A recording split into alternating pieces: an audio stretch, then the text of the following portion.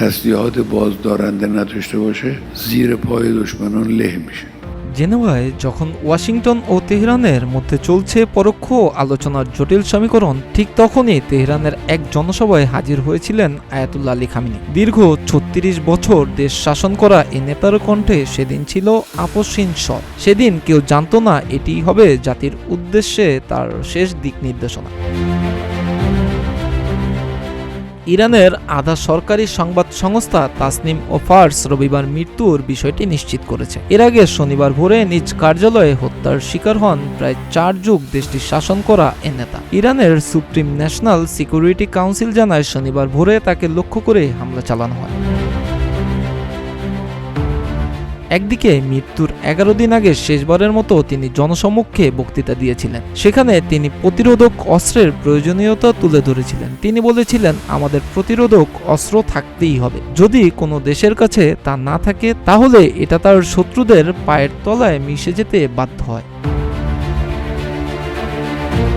Khamenei বলেছিলেন, প্রতিরোধক অস্ত্র আমাদের দেশের জন্য অতি জরুরি একটি বিষয়। আমেরিকানরা কোনো কারণ ছাড়াই এখন নাক গলাচ্ছে। তারা বলে, তোমার এমন ধরনের মিসাইল থাকতে হবে, তোমার রেঞ্জ এতটুকু হতে পারবে, এর চেয়ে বেশি নয়। এর মানে কি? তাতে তোমাদের সমস্যা কোথায়? এ ব্যাপারটা তো ইরানি জাতির।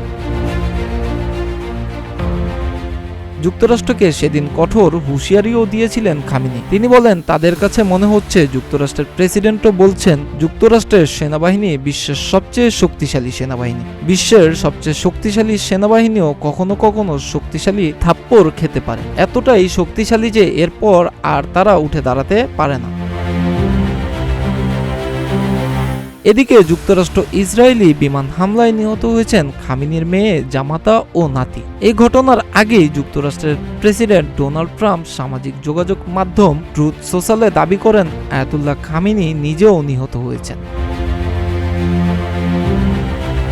ট্রুথ সোশ্যালে ট্রাম্প লিখেন, খামেনি ইতিহাসের অন্যতম দুষ্ট ব্যক্তি মারা গেছেন। এটি শুধু ইরানের জনগণের জন্য ন্যায় বিচার নয়, বরং সারা বিশ্বের বিভিন্ন দেশের সেই মহান আমেরিকানদের জন্য ন্যায় বিচার, যারা খামেনি ও তার রক্তপিপাসু সন্ত্রাসী দলের হাতে নিহত বা ক্ষতবিক্ষত হয়েছেন। তিনি আমাদের গোয়েন্দা ও অত্যাধুনিক ট্র্যাকিং ব্যবস্থা নজর এড়াতে পারেননি এবং ইসরায়েলের সঙ্গে ঘনিষ্ঠভাবে কাজ করে আমরা নিশ্চিত করেছি যে তিনি বা তার সঙ্গে নিহত অন্য কোনো নেতারা কিছুই করতে পারেনি।